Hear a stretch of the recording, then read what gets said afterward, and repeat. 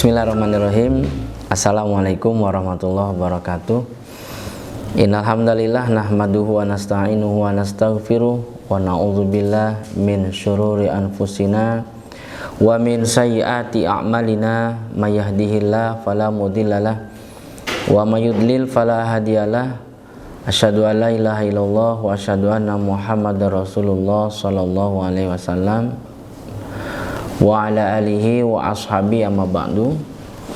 Saudaraku sekalian yang semoga selalu dirahmati oleh Allah, alhamdulillah sebagai umat Nabi Muhammad sallallahu alaihi wasallam, Allah memberikan bonus yang sangat besar sekali kepada kita, yaitu berupa lipatan pahala yang sangat banyak ketika kita mengerjakan suatu amalan di waktu yang tertentu, yaitu tepatnya adalah di malam Qadar atau Lailatul Qadar, yang nilainya itu lebih baik daripada 1000 bulan. Lailatul Qadri khairun min alfi syahrin. Asal usul atau cerita turunnya Lailatul Qadar itu karena Nabi pernah bercerita di depan para sahabat tentang orang-orang Bani Israel yang melakukan ibadah luar biasa, tidak pernah menentang Allah walaupun sekejap mata selama kurang lebih 80 tahun. Spontan dong para sahabat tercengang, kok bisa ya orang ibadah 80 tahun tidak pernah menentang Allah dan dalam keadaan fisik yang kuat. Bahkan diceritakan juga siang perang, malam sholat, begitu terus. Kita nih di zaman yang sekarang membayangkannya aja udah susah. Kita begadang malam, nggak tidur, siang umpama dipaksa tetap melakukan aktivitas, itu paling tidak di pertengahan harinya sudah melayang-layang rasanya badan. Dipaksa terus bisa tipes, bisa sakit ya. Ini orang Bani Israil dulu kok kuatnya seperti itu. Nggak lama kemudian malaikat Jibril datang kepada Nabi memberitahu bahwa Allah menurunkan Lailatul Qadar.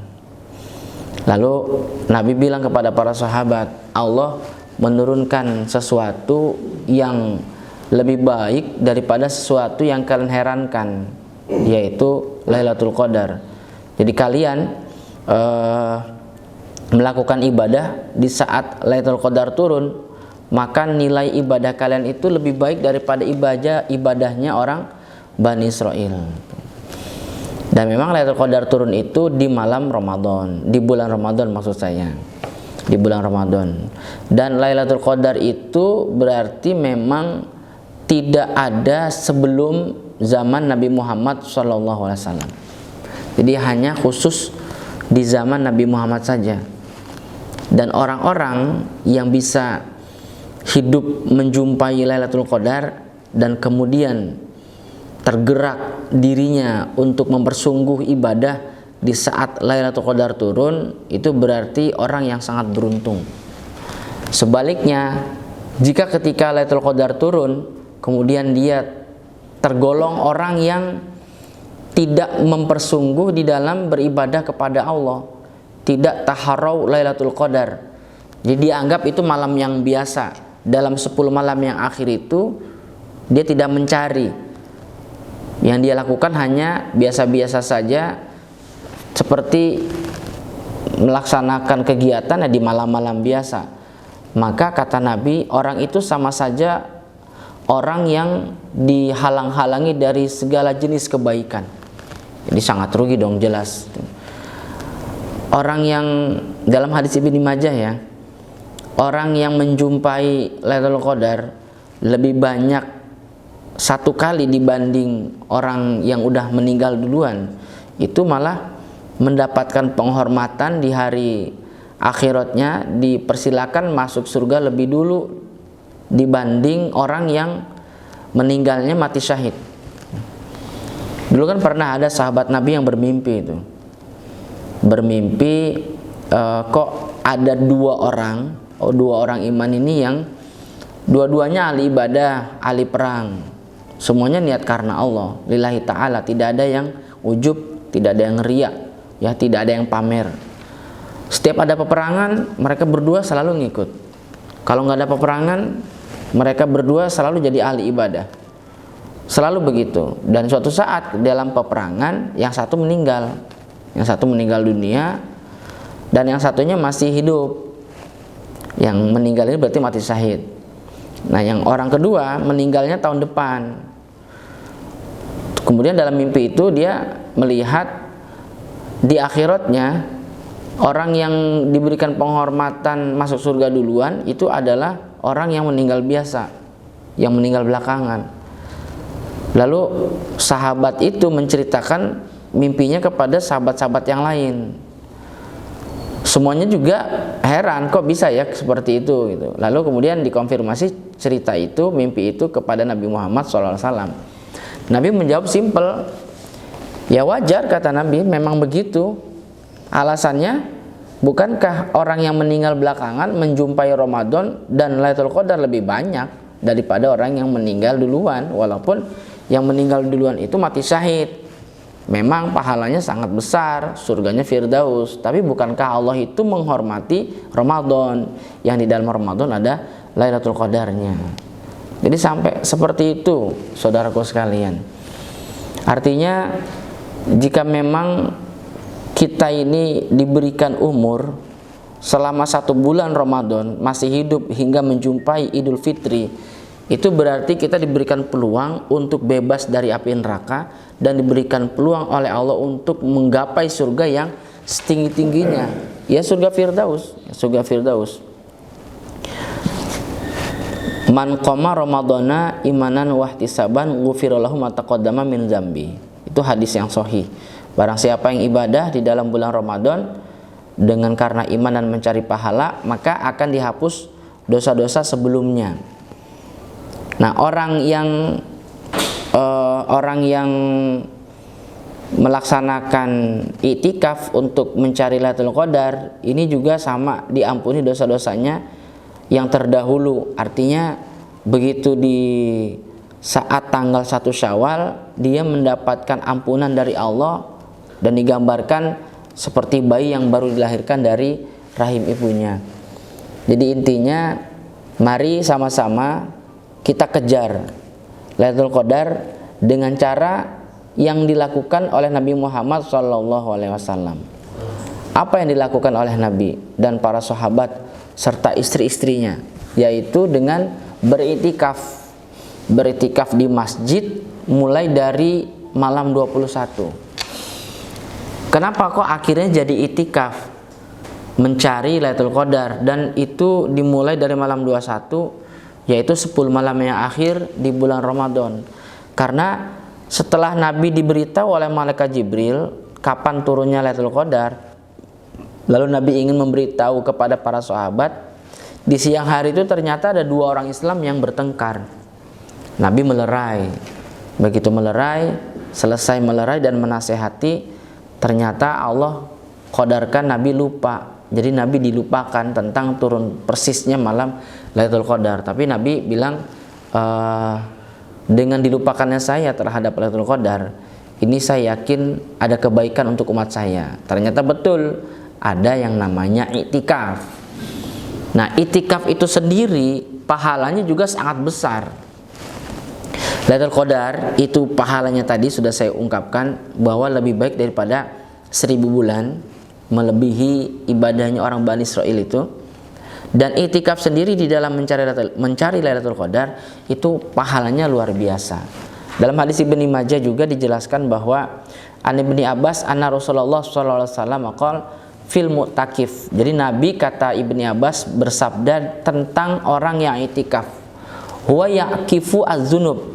Jadi mereka itu menahan diri, mencegah dari perbuatan dosa dengan cara masuk masjid. Kan dalam Al-Baqarah dijelaskan, wala tubashiruhunna wa antum akifuna fil masajid. Jangan kalian bercengkrama dengan istri ketika kalian sudah niat itikaf dalam masjid. Artinya kalau sudah berniat itikaf di dalam masjid, kemudian tidak boleh diputus dengan melaksanakan hajat suami istri, nggak boleh. Nah, di dalam ayat itu dijelaskan bahwa wa antum akifuna fil masajid, kalian itikaf di dalam masjid. Berarti itikaf itu harus di dalam masjid. Masjid itu bisa masjid yang memang dipakai untuk Jumatan, ataupun nggak dipakai untuk Jumatan, nggak apa-apa. Yang penting setiap sholat 5 waktu ada muazin yang azan dan kemudian dilaksanakan sholat 5 waktu, walaupun tempat itu atau masjid itu tidak digunakan untuk Jumatan. Mungkin ada masjid A'zam di dalam suatu kampung, masjidnya ada banyak, semuanya sholat 5 waktu dilaksanakan. Tapi kalau untuk Jumatan mungkin disepakati satu masjid saja yang paling besar. Tapi untuk pelaksanaan itikaf tidak harus di masjid yang dipakai Jumatan. Walaupun tidak dipakai Jumatan masjidnya, asalkan 5 waktunya dilaksanakan di situ berjamaah, ada azannya, kemudian ada imamnya dan ada makmumnya rutin, maka itu boleh digunakan untuk itikaf. Nah, kemudian saya lanjutkan hadisnya, wa yajralahu minal hasanati ka amilil hasanati kuliha. Orang yang sedang duduk di dalam masjid beriktikaf, niat itikaf, itu oleh Allah akan dialirkan pahala semua jenis kebaikan, semua jenis ibadah. Coba siapa yang bisa melaksanakan 20 jenis ibadah, 25, 30 atau mungkin 50 jenis ibadah dalam satu waktu? Saya kira tidak ada yang bisa. Nah, ini orang yang itikaf itu duduknya saja belum melaksanakan ibadah nih, masih duduk aja, belum zikir, belum baca Al-Quran, belum sholat, belum mungkin mengadakan taklim, belum, baru duduk aja, tapi niatnya sudah itikaf. Itu seluruh kebaikan itu pahalanya mengalir ke dalam diri dia. Wah, ini luar biasa nih, lagi duduk dapat pahala haji, pahala umroh, pahala jihad, perang, pahala sodako, pahala bangun masjid, pahala sholat, pahala baca Al-Quran, pahala zikir, pahala birrul walidain, pahala memuliakan tamu, pahala berbuat baik pada tetangga, pahala nolong orang, menyantuni anak yatim, membantu fakir miskin. Wah, banyak sekali. Itu baru duduknya aja itu, belum melaksanakan ibadah yang lainnya. Ketika melaksanakan ibadah yang lainnya, ya ditulis. Dia baca Quran, ya satu huruf dilipatkan 10, bahkan dilipatkan sampai 700 hingga sekehendak Allah. Karena itikaf dalam rangka taharau Lailatul Qadar berarti kan adanya di dalam bulan Ramadan. Kita tahu semuanya bahwa amalan di dalam bulan Ramadan dilipatkan. Kullu amali bani Adam tudha'afu al-hasanatu bi asri amsalihha ila sab'i mi'ati dhifin ila masyaallah. Jadi semua amalan anak Adam itu dilipatkan 10 hingga 700 sampai sekehendak Allah. Jadi kalau kita tidak melaksanakan, wah, sangatlah rugi ya. Bahkan istri Nabi yang saat itu diqadar oleh Allah terkena penyakit istihadah, jadi keluar darah dari rahimnya itu, tapi bukan haid. Ini istihadah. Karena bukan haid, itu penyakit, berarti boleh masuk masjid. Itu dibela-belain itikaf, yang melaksanakan sholat. Karena zaman dulu belum ada pembalut seperti sekarang ya, yang bisa daya serapnya itu menampung banyak. Hanya kain ditutupkan ke, mohon maaf, ke kemaluannya itu. Tapi kan nggak bisa nampung, sampai netes-netes ditadangin pakai wadah oleh istri Nabi yang lain. Sampai seperti itu. Benar-benar mempersungguh di dalam taharau Lailatul Qadar dengan cara beriktikaf. Nah, karena Lailatul Qadar itu diturunkannya mulai dari matahari terbenam hingga subuh, hingga subuh. Jadi melaksanakan itikafnya itu ya selama itu durasinya, berusaha maksudnya. Memang tidak ada kewajiban, itu kan urusan masing-masing. Tapi sangatlah sayang, tanazzalul malaikatu waruhu fiha bi'idzni rabbihim min kulli amrin salam hiya hatta matla'il fajr. Jadi malaikat Jibril dan anak buahnya itu turun ke langit dunia mendoakan rahmat untuk orang-orang yang ada di masjid taharau Lailatul Qadar, beriktikaf. Nah, itu kejadiannya hatta matla'il fajr, sampai terbit subuh, sampai subuh, hatta matla'il fajr. Jadi selalu mendoakan rahmat untuk orang-orang yang beriktikaf sampai subuh. Jadi kalau kita mungkin iktikafnya nggak maksimal, ya nggak nyampe subuh, ya sayang aja gitu. Kenapa sayang? Iya, malaikat lagi ngedoain nih, kita malah yang di masjid pulang gitu loh, kan gimana gitu rasanya ya. Dan itu benar-benar dihormati berarti. Jadi Allah mengerahkan malaikat-malaikat rahmat itu semuanya mendoakan orang-orang yang sedang taharau Lailatul Qadar, saking istimewanya gitu, saking istimewanya. Jadi saya pernah diceritain oleh guru saya waktu di pondok ya, bahwa Lailatul Qadar itu digambarkan seperti hujan butiran emas. Kalau hujan butiran emas itu turun dari mulai matahari terbenam hingga subuh, dan kita diperbolehkan untuk mengambilnya, dan hujan butiran emas itu bisa kita miliki dengan syarat kita tadangin pakai wadah dan kita jaga. Kalau ditadangin pakai wadah kemudian kita tinggal, maka nggak ada, butiran emas itu akan hilang. Dan butiran emas itu kalau kena tanah ya hilang juga kalau nggak ditadangin. Jadi yang bisa kita manfaatkan itu yang kita tadangin, kemudian kita jaga. Satu ember penuh atau satu gentong penuh kita ambil lagi ember yang baru, tadangin sambil kita jaga sampai penuh. Nah, kalau begitu kan berarti kita tidak akan dong membuang kesempatan untuk bisa mendapatkan emas sebanyak-banyaknya. Jadi berarti nanti pelaksanaan itikaf itu kita berusaha maksimal, mulai dari mungkin sholat tarawih di masjid itu nggak keluar-keluar sampai subuh. Jadi berarti kita sudah mempersiapkan dong tentunya hal-hal yang kita butuhkan selama itikaf itu. Bahkan sampai makan sahur pun kita sudah persiapkan.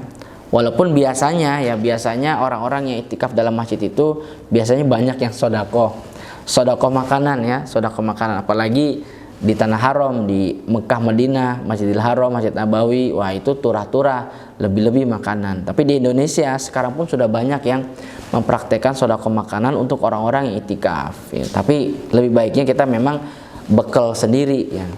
Dan ini terakhir saya tutup dengan dalil ini.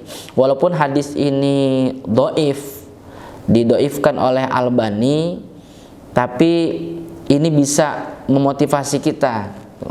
Walau alam, ya mudah-mudahan ini benar-benar sabda Nabi dulu, tapi kebetulan mungkin disampaikan oleh orang yang tidak bisa dipercaya. Mungkin dia memang benar-benar mendengar hadis ini, tapi karena kualitas akhlaknya nggak baik, jadi dicurigai hadis ini adalah bohong, makanya didoifkan oleh Albani. Tapi kita lihat bunyinya. Ini ada di hadis Baihaqi ya, didoifkan oleh Husain bin Ali. Nabi bersabda, mani takafa ashron fi Ramadan kana kahajataini wa umrataini. Jadi barang siapa yang itikaf di 10 malam bulan Ramadan, biasanya di 10 malam yang akhir, diawali dari malam ke-21, maka pahalanya seperti 2 kali haji dan 2 kali umroh. Wah, luar biasa. Walaupun hadis ini doif, udah semangat aja melaksanakan itikaf, karena prakteknya Nabi taharau Lailatul Qadar itu di 10 malam yang akhir. Seandainya hadis yang menyatakan tentang itikaf 10 malam yang akhir itu seperti pahalanya seperti orang yang haji 2 kali dan umroh 2 kali, ternyata memang nggak ada pernah disabdakan oleh Nabi seperti itu, ya nggak masalah. toh itikafnya sendiri saja pahalanya sangat besar, dan toh itikaf itu juga dipraktekkan oleh Rasulullah SAW dalam rangka taharau Lailatul Qadar. Semoga Allah berikan kesehatan, kekuatan, kesempatan, dan ilham yang barokah untuk kita, sehingga kita termasuk orang-orang yang bisa mendekatkan diri kepada Allah di Syahrul Mubarak, di bulan yang penuh kebarokahan ini. Demikian, semoga bermanfaat. Akhir kalam, assalamualaikum warahmatullahi wabarakatuh.